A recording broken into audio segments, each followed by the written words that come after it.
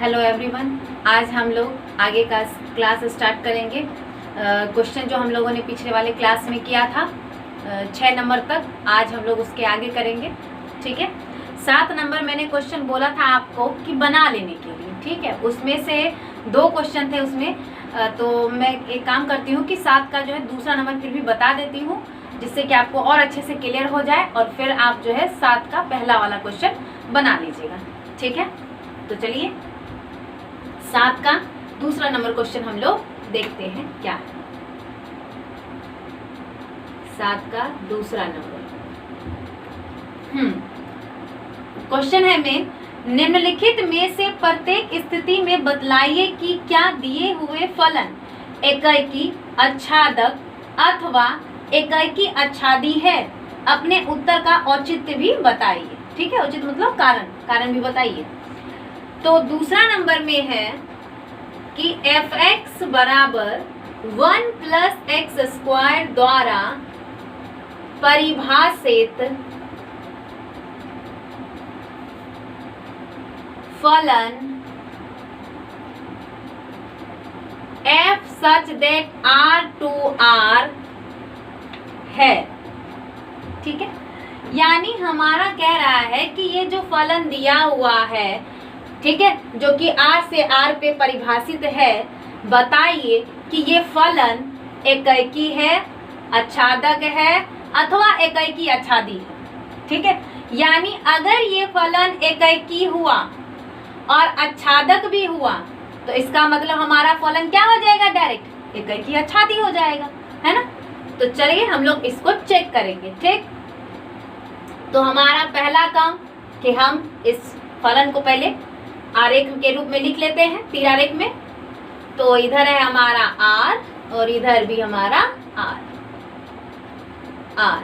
ठीक है, और ये हमारा f फंक्शन, और वो फंक्शन दिया हुआ क्या है, f(x) बराबर 1 + x², यही दिया हुआ है। ठीक है, अब इधर ये R जो है, ये R हमें मालूम है कि -∞ to यानी -2.2 -2 -1.5 -1 0 1 1.5 सब हम ले सकते हैं, कुछ भी 2 ∞ प्लस इन्फिनिटी तक, है ना। इधर भी R वही -∞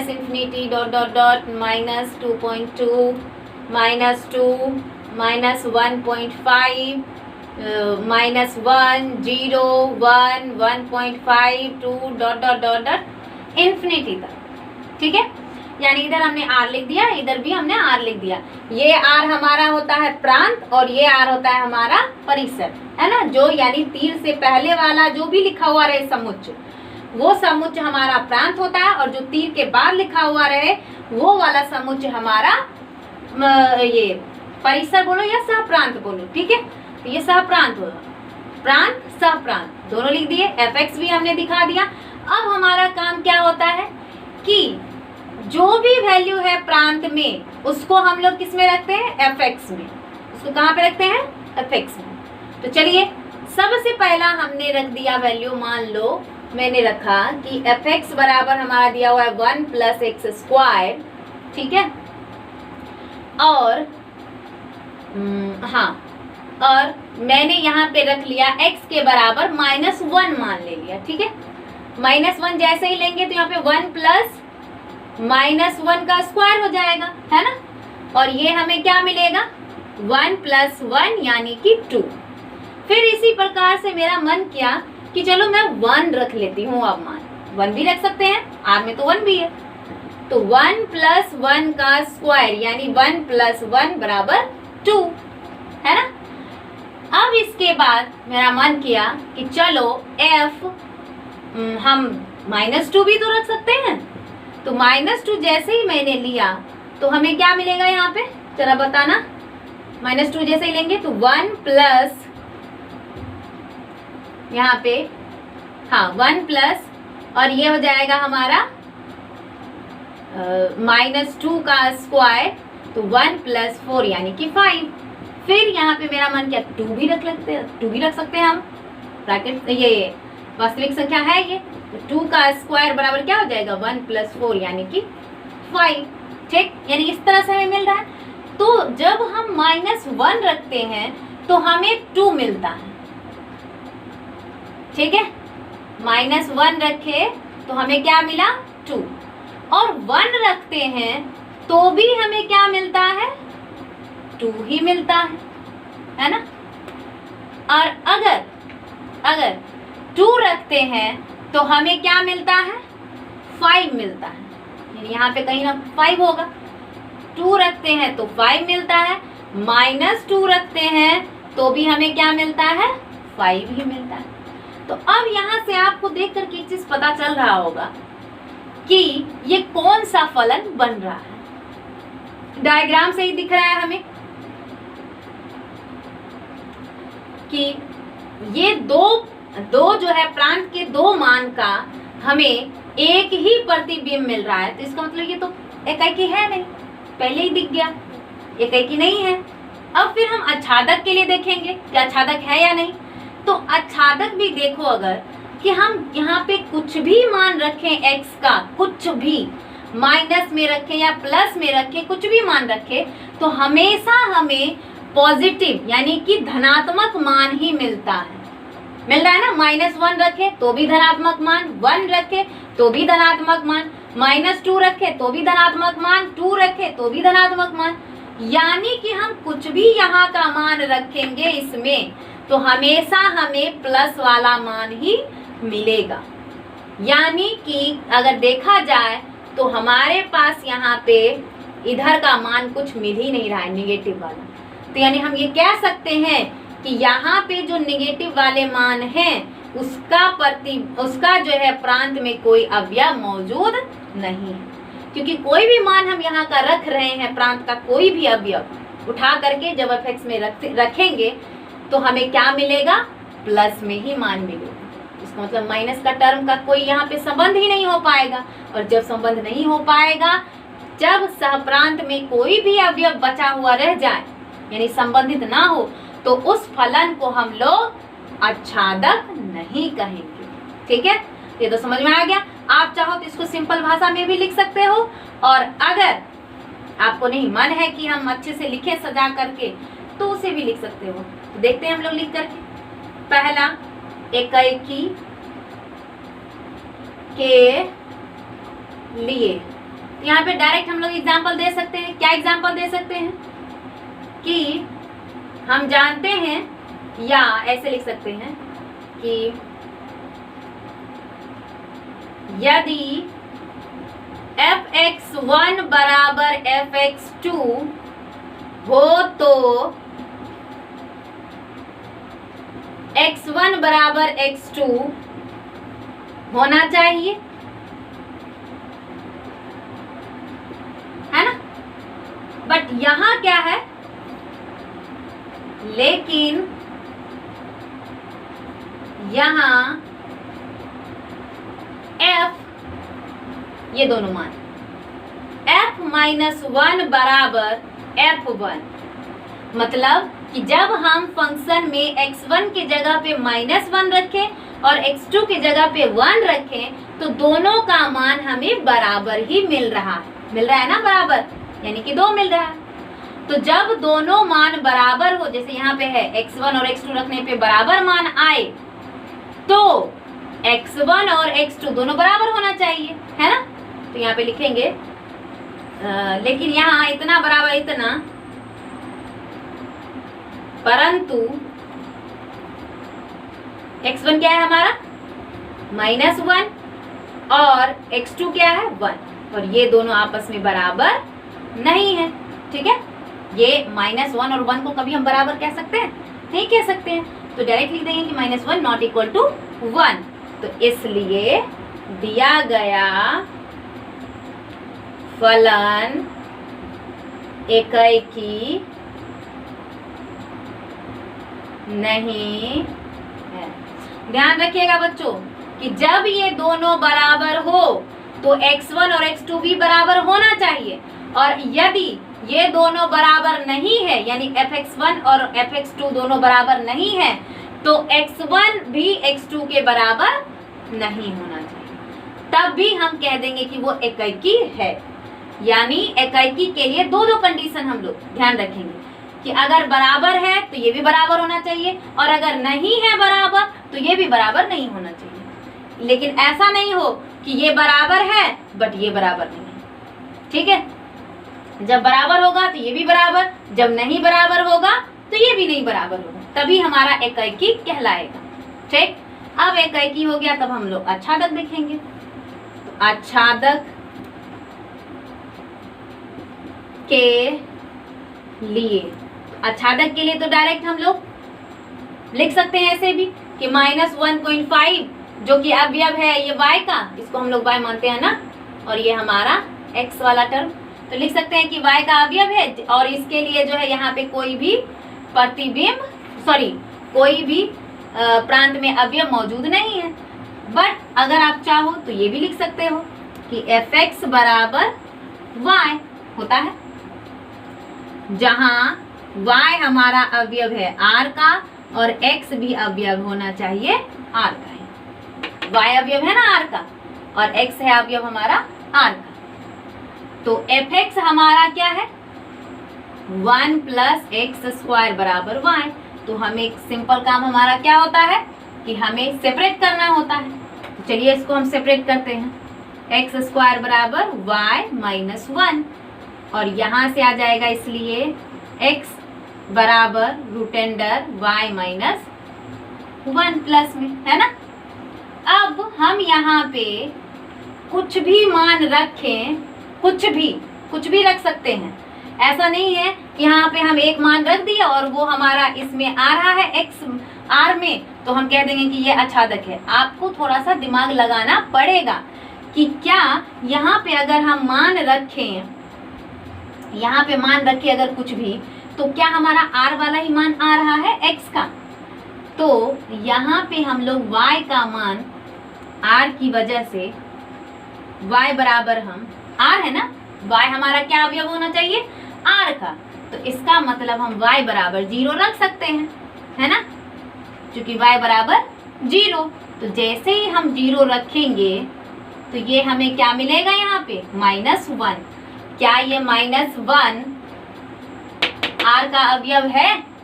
तो आपको मालूम होगा कि माइनस जब रूट में हो तो वो वास्तविक संख्या नहीं है, वो वास्तविक संख्या नहीं है, ये हमारा सम्मिश्र संख्या है।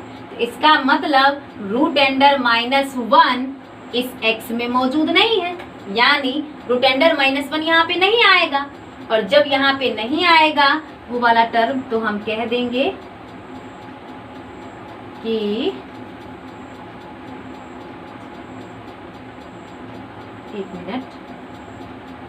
-1, ठीक है।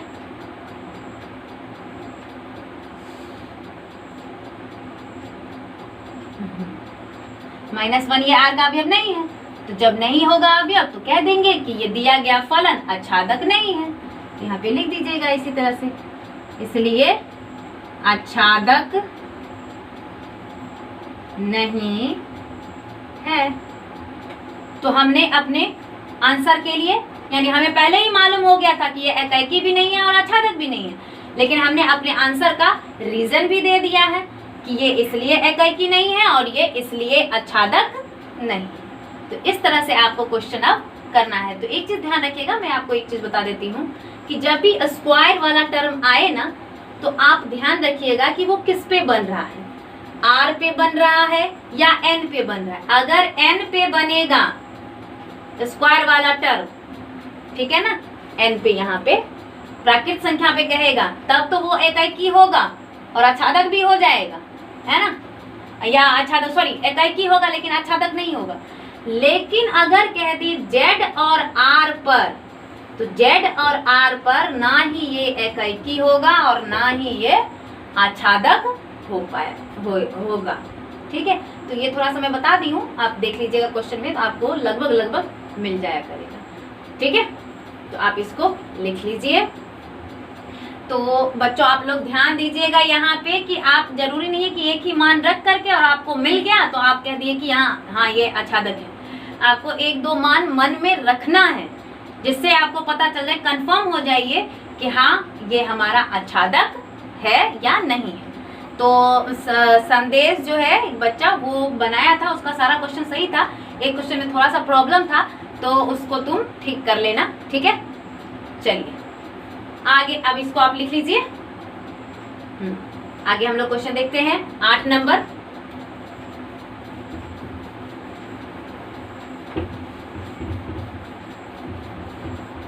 आठ नंबर में क्वेश्चन देखिएगा।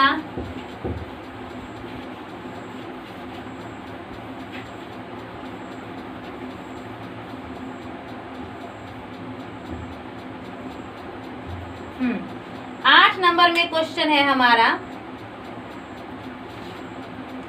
क्वेश्चन को देख करके घबराइएगा नहीं, ठीक है। क्वेश्चन बहुत इजी है, बट आपको इस तरह से लिखा हुआ है कि आप थोड़ा कंफ्यूज हो जाइएगा। तो क्वेश्चन है कि मान लीजिए कि ए तथा बी दो समुच्चय है। क्या कह रहा है कि मान लीजिए ए तथा, या यहाँ पे लिख देते हैं हम लोग, माना कि ए तथा बी दो समुच्चय है, यानी कि दो एक सेट है, ठीक है। फिर कह रहा है कि सिद्ध कीजिए कि f such that a cross b to b cross a इस प्रकार की f, पहले जितना थोड़ा थोड़ा सा पढ़ के थोड़ा सा हम लोग लिखते जाते हैं ना। तो कह रहा है हमें यहाँ पे लिखना है, हमें सिद्ध करना है कि, क्या सिद्ध करना है, f such that a cross b to b cross a इस प्रकार है कि a, और फंक्शन दे दिया इस प्रकार है कि f a कॉमा b बराबर b कॉमा a एक एकाकी आच्छादी फलन है। पूछ रहा है एक एकाकी आच्छादी फलन है, ठीक है। यही हमें कह रहा है सिद्ध करने के लिए। तो समझिए क्या क्या है हमें, a और b दो समुच्चय है। अब दो समुच्चय है तो इसमें कुछ भी अवयव हो सकते हैं। मान लिया कि a में हमारा समुच्चय है a1 b1 c1 इस तरह से डॉट डॉट डॉट समुच्चय, और b में हमारा जो है उसको भी मान लीजिए कि वो a2 b2 c2 इस तरह से डॉट डॉट डॉट समुच्चय, ठीक है। फिर कह रहा है कि आप सिद्ध करो। अब देखो हमारा फंक्शन किस पे बन रहा है, a क्रॉस b और b क्रॉस a पे, यानी हमारा जो तीर आरेख होगा वो कुछ इस तरह से होगा।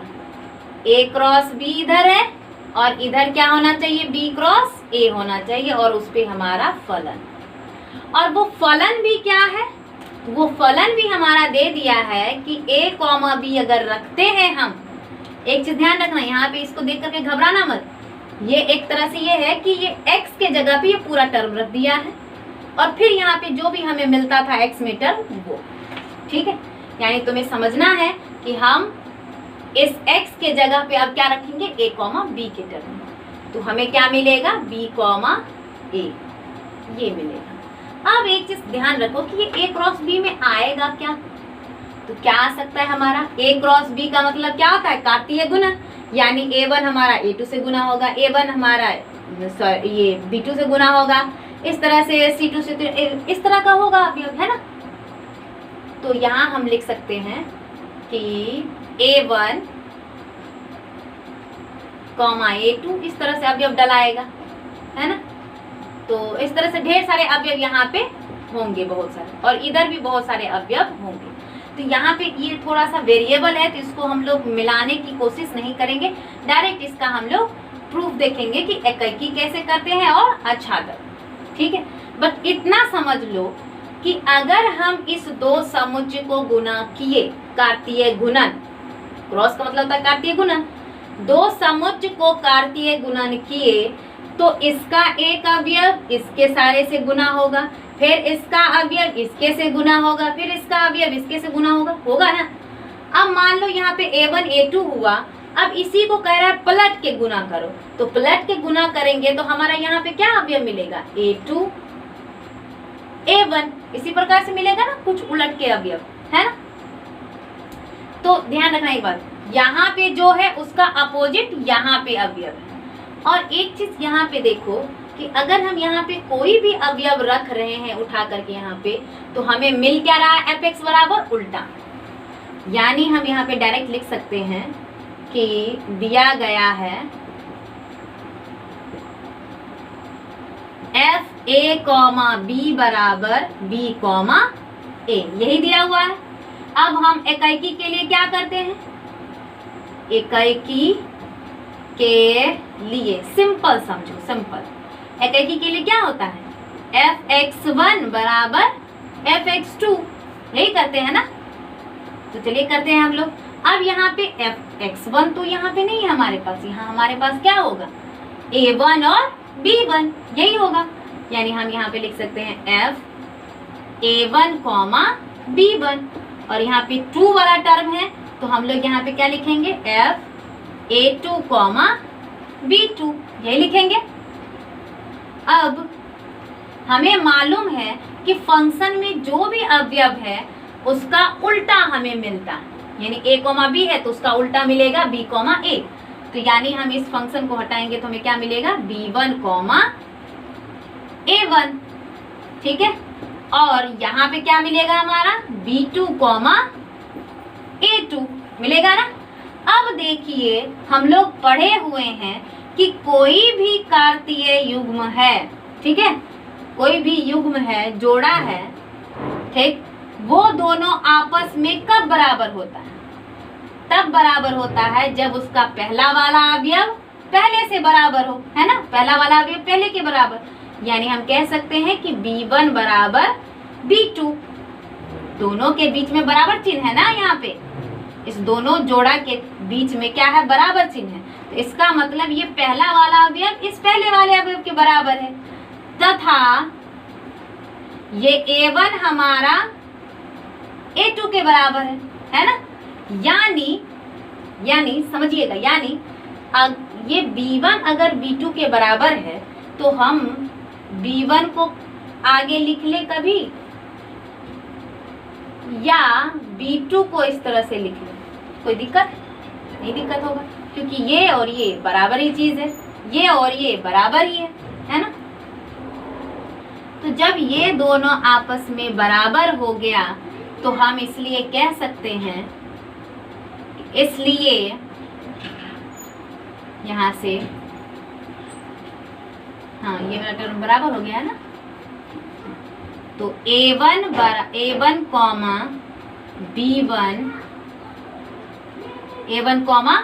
b1 ये बराबर है हमारा a2, b2 के, है ना। इसको अगर हम आगे लिखें तो ये वाला टर्म भी आगे लिखा जाएगा, और इसको अगर पीछे लिखे तो ये वाला टर्म भी पीछे लिखा जाएगा, वही चीज को उलट पलट दिए हैं, है ना।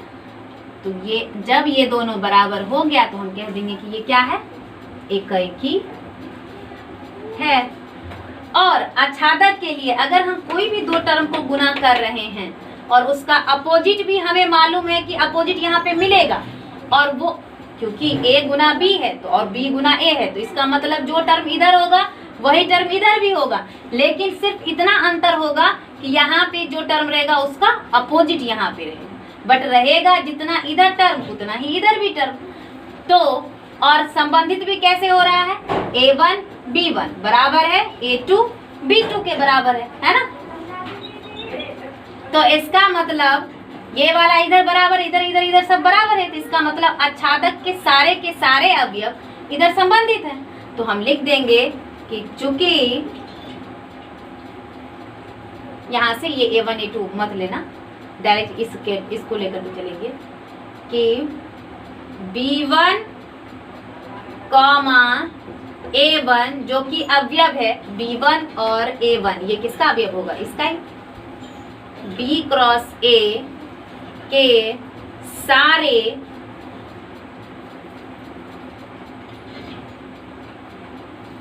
सारे अवयव के लिए प्रांत में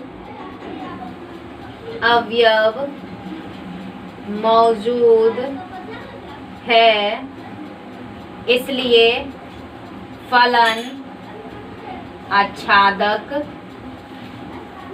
है। यानी दिया हुआ फलन हमारा एकाकी भी है और आच्छादक भी है। ठीक है, इसमें थोड़ा सा लॉजिकली है, आपको खुद से समझना और कुछ भी नहीं, क्योंकि a क्रॉस b है और b क्रॉस a है और हमें दोनों मालूम है कि a1, b1 और a2, b2 ये दोनों क्या है, आपस में बराबर है ना। तो डायरेक्ट अगर ये उलट के लिखे या इसको उलट के लिखे, दोनों का मान क्या है, आपस में सिमिलर हो रहा है, बराबर हो रहा है, तो हम लोग कह सकते हैं कि ये आच्छादक है। और एकाकी के लिए तो बता ही दिए कि जब दोनों बराबर होता है तो वो एकाकी होता है। ठीक है, तो इस प्रकार से आपको 8 नंबर बनाना था। पहले इधर से इधर लिख लीजिएगा और फिर इधर वाला टर्म लीजिएगा और फिर कह दीजिएगा कि ये प्रूफ हो गया, प्रूव्ड। ठीक है, अब हम लोग अगला क्वेश्चन देखेंगे, ये आप लिख लीजिए। चलिए 9 नंबर क्वेश्चन हम लोग देखेंगे।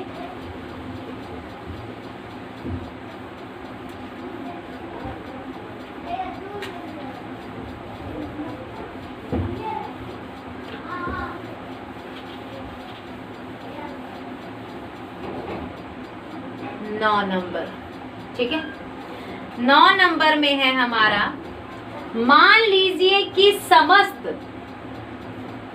छोटा वाला n जो कि अवयव है बड़े वाले n का। तो छोटा वाला अवयव तो खैर हम समझ गए, n का मतलब कि कोई भी अवयव, कोई भी चीज हम लेंगे यहाँ से। और ये बड़ा वाला n का मतलब क्या है, प्राकृत संख्या। बड़ा वाला n का मतलब है प्राकृत संख्या। यानी इसके लिए fn यानी हमारा एक फंक्शन दिया हुआ है।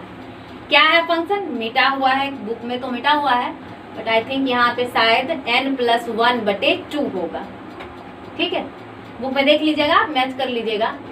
यदि n विषम है और यहाँ पे ये n/2 यदि n सम है, द्वारा परिभाषित एक फलन f such that n to n, यानी n से n पे एक परिभाषित फलन है हमारा। कह रहा है कि बतलाइए कि क्या फलन f एकाकी आच्छादी है।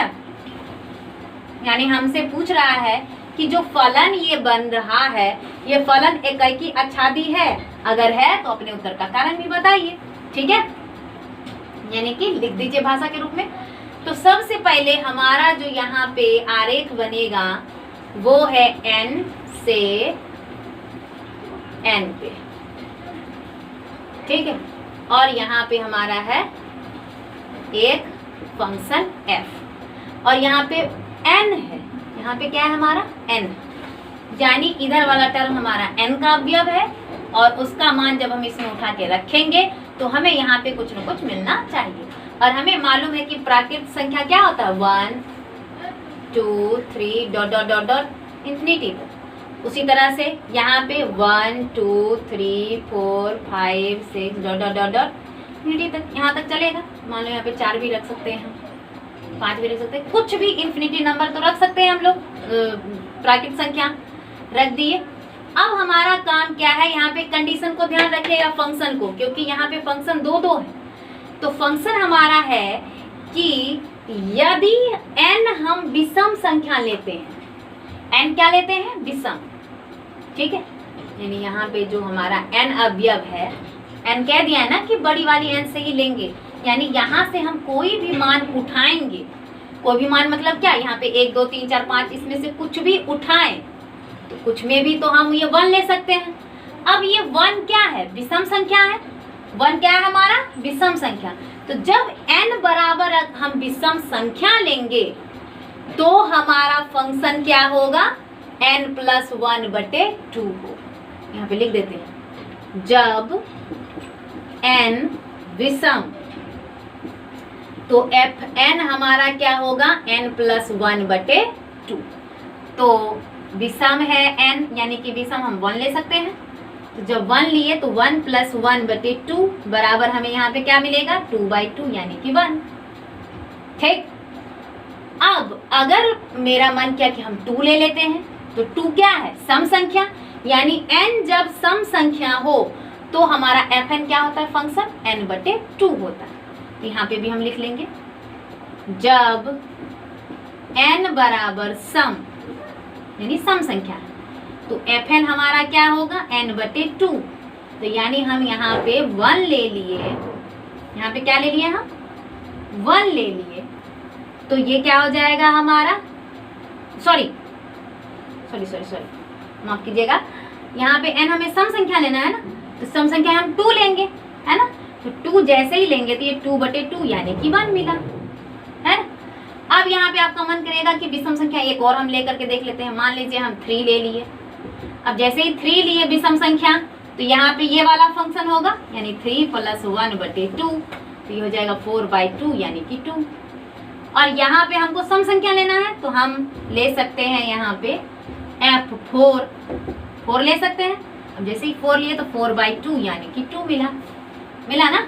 तो अब इसको हम एक आरेख करके देखेंगे, ठीक है। जैसे ही हम 1 लिए तो 1 लेने पे हमें क्या मिलता है, 1 मिलता है, यानी 1 का 1 मिला।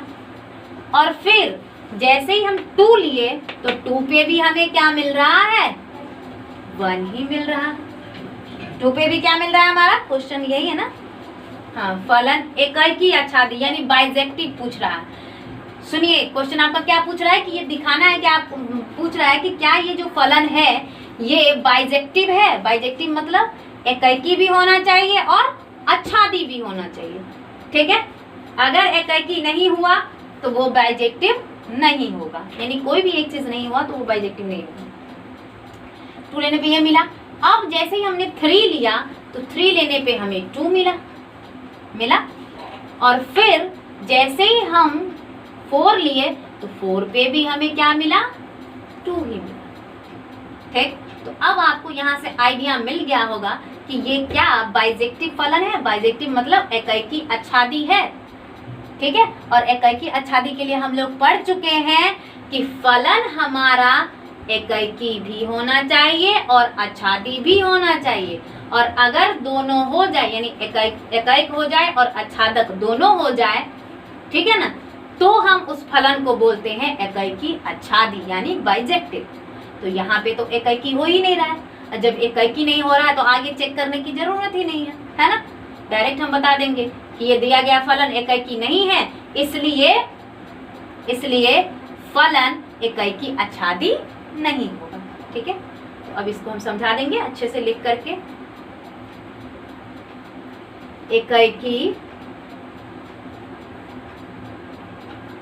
यह एकाकी फलन नहीं है क्यों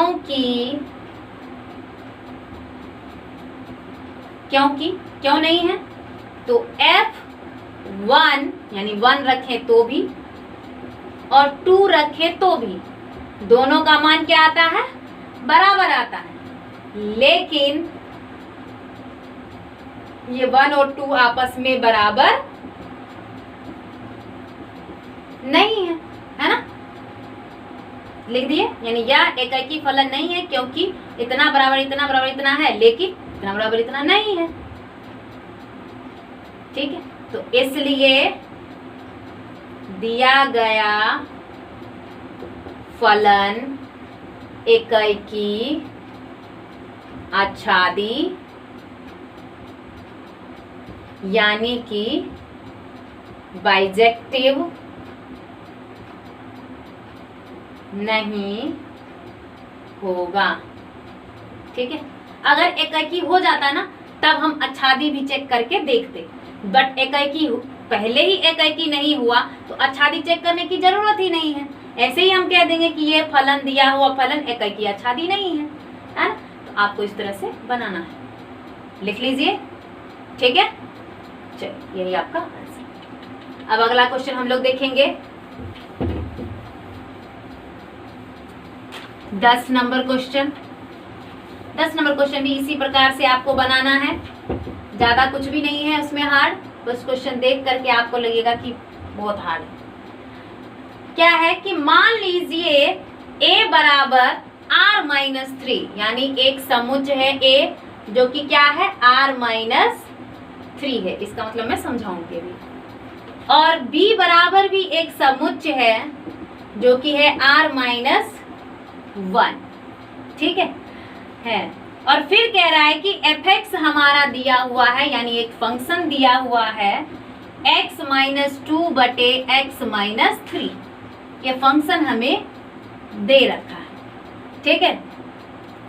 और ये जो परिभाषित फलन है वो किस पे है, तो f such that a to b, इस पे है परिभाषित फलन।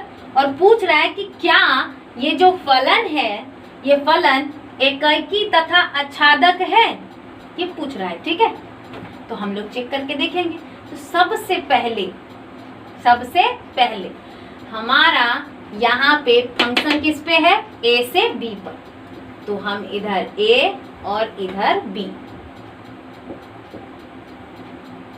और ये फंक्शन वैसे क्या दिया हुआ है, x-2/x-3, ये दे रखा है। अब आपको दिमाग काम नहीं कर रहा होगा कि ये a क्या है, ये क्या लिख दिया है, a बराबर डायरेक्ट लिख दिया r-3, तो इसका मतलब क्या है, इसका मतलब है कि r आपका है वास्तविक संख्या। r क्या है, वास्तविक संख्या। और वास्तविक संख्या क्या होती है, -∞ से लेकर के ∞ तक के बीच में कोई भी संख्या, ये होता है r हमारा। लेकिन उसमें से क्या कह रहा है कि 3 को माइनस कर दिया है, 3 को क्या कर दिया है, माइनस। इसका मतलब ये हुआ कि इधर जो वास्तविक संख्या होंगी, उसमें 3 नहीं होना चाहिए, तो यानी हम लिख सकते हैं -∞ to ... -4 होगा, ठीक है, -3 भी होगा, -2 होगा, थोड़ा कम लिखूंगी, -3, -2, -1, 0, 1, 2, लेकिन 3 नहीं होगा, यानी 3 हम नहीं लेंगे, अवयव 4 लेंगे, फिर ... इन्फिनिटी, ठीक है। यानी a में जो अवयव होंगे उसमें 3 के अलावा सारे अवयव हम लोग लिख सकते हैं, ठीक। अब ये तो ऑटोमेटिक मतलब समझ में आ गया होगा, यहाँ पे 1 बस नहीं होगा, है ना। तो -∞ से ... -3, -2, -1, 0, और यहाँ पे 1 तो नहीं होगा, यानी 1 हम नहीं लेंगे, 2, 3, 4, ये सब ... इन्फिनिटी तक आपको मिल गया। यानी a हमारा समुच्चय ये है और b हमारा समुच्चय ये है, ठीक। और इसको हम लोग मान लेंगे कि ये y है और ये हमारा x है। अब इसके लिए हमें सिद्ध करना है कि fx हमारा क्या है, एकैकी भी है और आच्छादक भी है, ठीक है। तो सिंपल तरीका हम लोग अपना लेंगे, कितना मान रखेंगे, इतना सारा मान रखेंगे तो यहाँ पे कुछ ना कुछ मान आएगा ही। तो सिंपल तरीका है एकैकी के लिए, जो रूल है आप लोग पढ़ चुके हैं, एकैकी के लिए क्या है कि fx1 बराबर fx2 होना चाहिए। fx1 बराबर fx2 है तो x1 बराबर x2 होना चाहिए। तो यहाँ पे हमारा fx1 क्या है, यानी ये fx है और उसमें x1 कह रहा है रखने के लिए, क्या कह रहा है रखने के लिए, x1। तो यहाँ पे हम x1 रखेंगे तो इधर भी x1 हो जाएगा। तो हमें क्या मिलेगा, x1 - 3, ये होगा। उसी प्रकार से हम यहाँ पे रखेंगे तो x2 -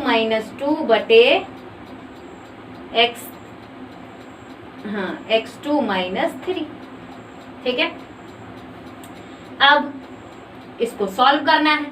सॉल्व करने के लिए हम लोग क्या करेंगे, क्रॉस मल्टीप्लिकेशन, कोना कोनी गुना। तो कोना कोनी गुना करते हैं, यहाँ पे ये और ये पूरा टर्म गुना हो जाएगा इधर, यानी x1 minus 2 into x2 minus 3 बराबर x1 minus 3 into x2 minus 2। ये होगा, इसको सॉल्व करिए। ये मिल जाएगा हमें x1 x2 और माइनस इस x1 से फिर इसमें गुना करेंगे तो 3x1 और इसको गुना करेंगे तो माइनस 2x2 और जब इसको इस दोनों को गुना करेंगे तो आपको 6 मिल जाएगा। फिर इसी तरह से x1 x2 और इसको गुना करेंगे तो माइनस 2x1 और इसको गुना करेंगे तो माइनस 3x2 और ये हो जाएगा माइनस माइनस प्लस 6। अब हमें मालूम है कि जो टर्म बराबर दो है बराबर में तो ये और ये कट जाएगा, ठीक है। फिर इधर ये 6 और 6 भी कट जाएगा तो इधर क्या बचा हमारा माइनस 3x1 माइनस 2x2 बराबर माइनस 2x1 और ये माइनस 3x2। अब x1 को एक तरफ और x2 को एक तरफ कर लो तो माइनस 3x1 ये इधर आ जाएगा तो प्लस 2x1 और ये माइनस 3x2 और ये इधर चला जाएगा तो प्लस 2x2। यहाँ पे हमें मिल जाएगा माइनस x1, यहाँ पे मिल जाएगा minus x2, minus minus cancel, इसलिए x1 बराबर x2 मिल गया। यानी जब हमने fx1 बराबर fx2 किया और इसे सॉल्व किया तो हमें x1 बराबर x2 भी मिल गया। तो इसलिए फलन एकाकी है, ठीक है। फलन हमारा क्या है, एकाकी है। अब हमें क्या चेक करना है, आच्छादी भी है ना। तो आच्छादी के लिए हम लोग चेक करेंगे। आच्छादी के लिए भी रूल आपको मालूम है। के लिए आच्छादी के लिए क्या रूल होता है, fx बराबर y है ना, जहां y हमारा अवयव होना चाहिए इस b का और x हमारा अवयव होगा इस a का, ठीक है। अब fx हमारा है क्या, x माइनस 2 बटे x माइनस 3 बराबर y, ठीक। यहां से हमें क्या निकालना है, x को सेपरेट करना है तो सबसे पहले कोना कोनी गुना करना पड़ेगा। तो चलिए कोना कोनी हम लोग गुना करते हैं तो क्या मिल जाएगा हमें यहाँ पे, या डायरेक्ट हम ये कर सकते हैं, सॉरी x को, हाँ x को सेपरेट करना है ना, तो कोना कोनी गुना कीजिए तो ये मिल जाएगा आपको x y माइनस 3y बराबर x माइनस 2 मिलेगा। अब इस x वाले को इधर भेज दो और इसको उधर भेज दो तो हमें यहाँ से मिल जाएगा एक्स वाई माइनस एक्स बराबर, इसको उधर लेके जाएंगे तो 3y माइनस 2 होगा। फिर यहाँ से x को कॉमन ले लेंगे तो y माइनस 1 और यहाँ पे 3y माइनस 2 हो जाएगा। तो इसलिए x बराबर क्या मिल जाएगा हमें, 3y माइनस 2 और बटे में y माइनस 1, ठीक है। ये टर्म मिल गया x बराबर। अब हमें मालूम है कि हम यहाँ पे x का कुछ भी y का कुछ भी मान रखें तो हमें x का मान क्या मिलना चाहिए, इस a में से कोई ना कोई टर्म हमें मिलना चाहिए। तो यानी हम b बराबर क्या रख सकते हैं, ये सारे टर्म। तो ये सारे टर्म आप अगर रख करके देखो तो आपको x का कोई ना कोई इसी में से मान मिल जाएगा, ठीक है। ध्यान रखिएगा क्योंकि ये r है, यानी यहाँ पे पॉइंट वाला टर्म भी, बटे वाला टर्म भी आ सकता है, यहाँ पे भी बटे वाला टर्म भी आ सकता है, ठीक है। तो घबराना नहीं है कि अगर कोई बटे वाला टर्म आ गया तो आप सोच में पड़ जाइएगा तो अरे इसमें तो बटे वाला टर्म लिखा हुआ है ही नहीं। ध्यान रखिएगा क्योंकि ये वास्तविक संख्या है और वास्तविक संख्या में बटे वाला टर्म भी होता है। सारे अंक में तो लिख नहीं सकती हूँ, तो जितना हुआ उतना लिख दिया, आप बस दिमाग लगा लीजिएगा। तो ये x बराबर ये आ गया और आप लिख दीजिएगा, ये आपको मालूम है कि ये अवयव है a का, तो इसलिए फलन आच्छादी भी है, आच्छादक है, तो आपने अपना कारण भी बता दिया इस तरह से सॉल्व करके कि एकैकी है, और इस तरह से सॉल्व करके बता दिया कि अच्छादक है। और यही आपसे पूछ रहा था कि एकैकी और अच्छादी है, तो हाँ है, एकैकी भी है और अच्छादक भी है। ठीक है, तो इस तरह से आपको ये सारे क्वेश्चन कंप्लीट करने थे, मैंने बता दिया। आप इसका रिवीजन कर लीजिएगा, अच्छे से प्रैक्टिस कर लीजिएगा, इसको आप लिख लीजिएगा कॉपी में। और ये आपका प्रश्नावली 1.2 खत्म हुआ। अगले लेक्चर में हम लोग पढ़ेंगे 1.3 यानी फलनों के संयोजन और व्युत्क्रमणीय फलन। ठीक है, चलिए आज के लिए इतना ही, धन्यवाद।